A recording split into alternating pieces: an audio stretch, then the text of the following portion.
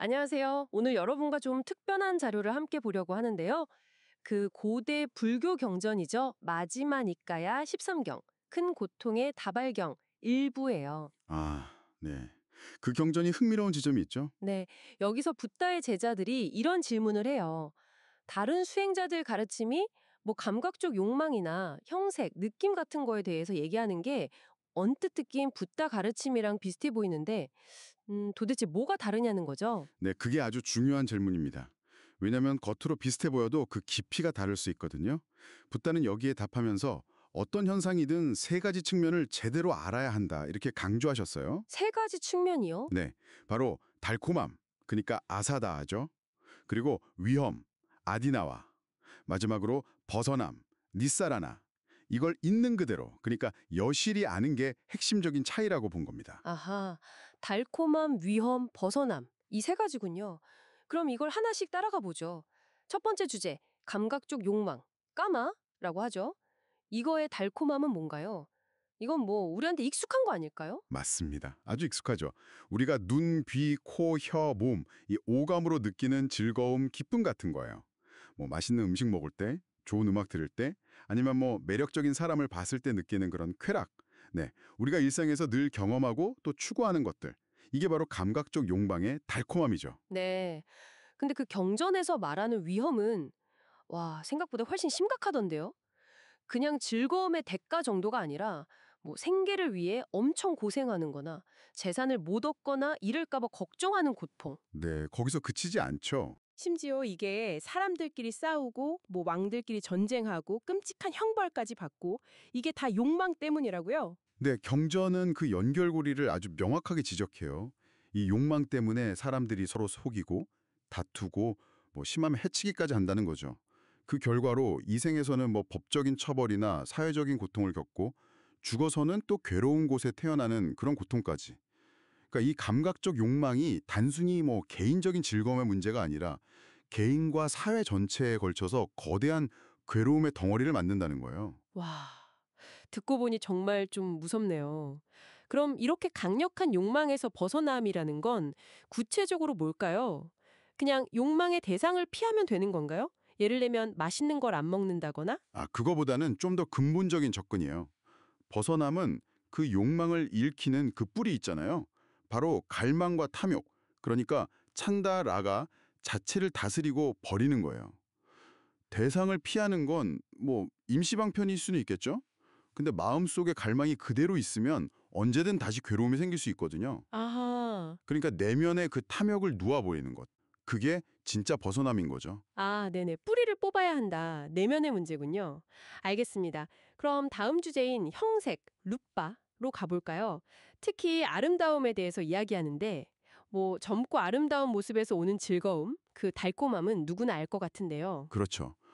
젊음이나 아름다움이 주는 기쁨, 매력, 그건 분명히 달콤함이죠.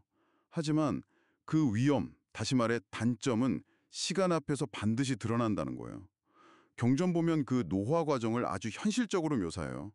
뭐 피부는 주름지고, 머리는 하얘지고, 몸은 약해지고, 네. 그리고 결국 죽음을 맞이하고 나면 그 아름다웠던 모습은 정말 온데간데 없이 사라지잖아요.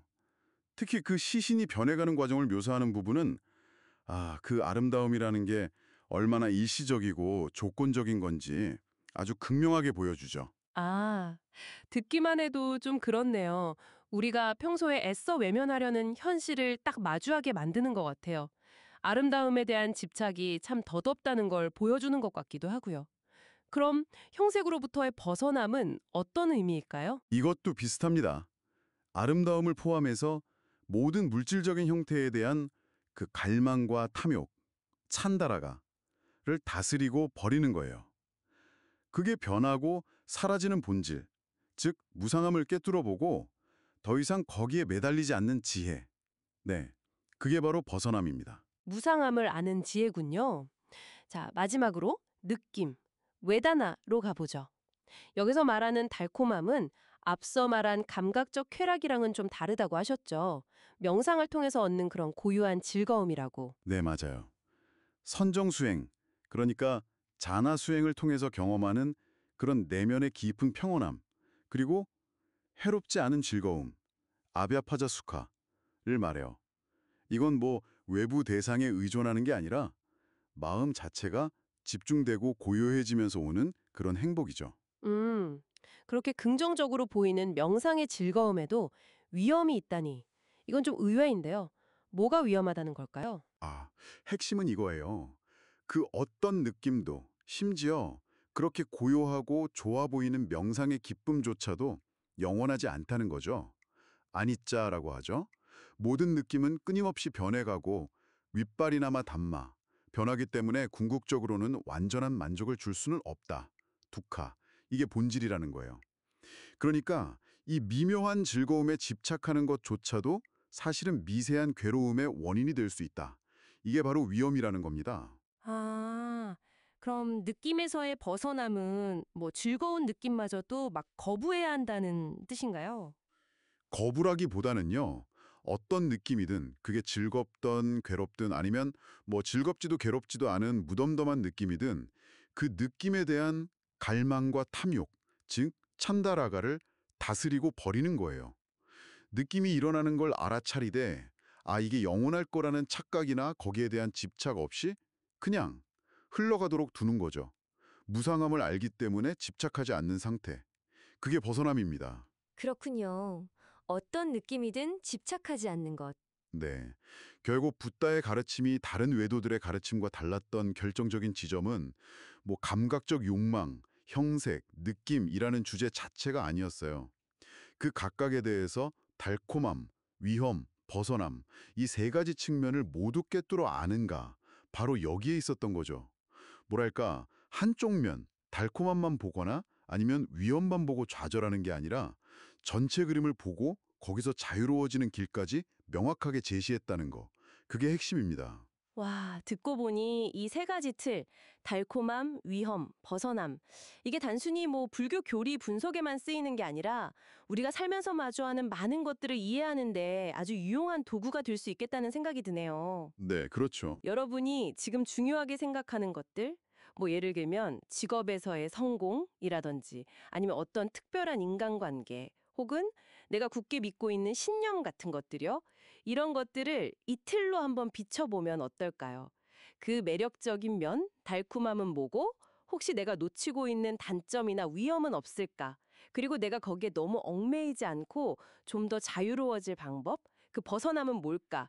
이렇게 한번 생각해 보는 거죠. 네, 바로 그 지점이 이 고대 경전이 오늘날에도 여전히 우리에게 깊은 통찰력을 주는 이유일 겁니다. 뭐랄까 인간 경험의 보편적인 구조를 보여주는 거죠. 네.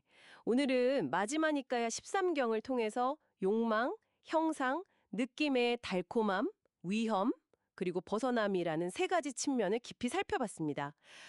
진정한 알미란 이 모든 면을 균형 있게 보는 데 있다는 그런 통찰을 얻을 수 있었네요. 네, 아주 중요한 메시지죠. 마지막으로 여러분께 이런 질문을 한번 던져보고 싶습니다. 오늘 우리가 다룬 감각적 욕망, 형생, 느낌 외에 여러분의 삶에서 이 달콤함, 위험, 벗어남이라는 렌즈로 새롭게 한번 조명해 볼 수 있는 영역은 또 무엇이 있을까요? 한 번쯤 생각해 보시면 좋겠습니다. 다음에 더 흥미로운 분석으로 찾아뵙겠습니다.